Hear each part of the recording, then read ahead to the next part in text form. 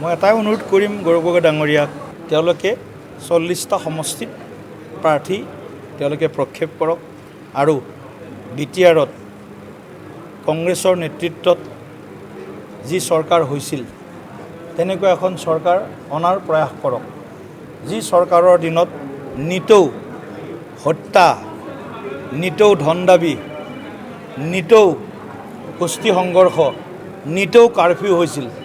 তেনেকুৱা চৰকাৰ এখনহে হয়তো তেওঁলোকে আনিব বিচাৰিছে গৌৰৱ গগৈ ডাঙৰীয়াই। কিন্তু আমাৰ চৰকাৰ অহাৰ পিছত, NDA চৰকাৰ অহাৰ পিছত মানুহে সেই দিনবিলাক পাহৰি গৈছে।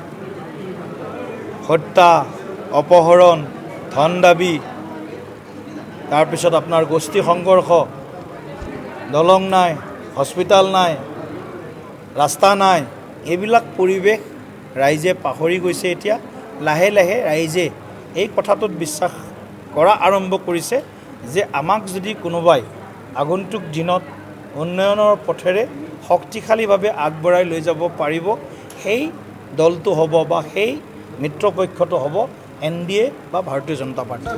মই এটাই অনুৰোধ কৰিম গৌৰৱ গগৈ ডাঙৰীয়াক, তেওঁলোকে 40টা সমষ্টিত প্ৰাৰ্থী তেওঁলোকে প্ৰক্ষেপ কৰক আৰু বিটিআৰত কংগ্ৰেছৰ নেতৃত্বত যি চৰকাৰ হৈছিল তেনেকুৱা এখন চৰকাৰ অনাৰ প্ৰয়াস কৰক, যি চৰকাৰৰ দিনত নিতৌ হত্যা, নিতৌ ধন দাবী, নিতৌ গোষ্ঠী সংঘৰ্ষ, নিতৌ কাৰফিউ হৈছিল। তেনেকুৱা চৰকাৰ এখনহে হয়তো তেওঁলোকে আনিব বিচাৰিছে গৌৰৱ গগৈ ডাঙৰীয়াই। কিন্তু আমাৰ চৰকাৰ অহাৰ পিছত, NDA চৰকাৰ অহাৰ পিছত মানুহে সেই দিনবিলাক পাহৰি গৈছে।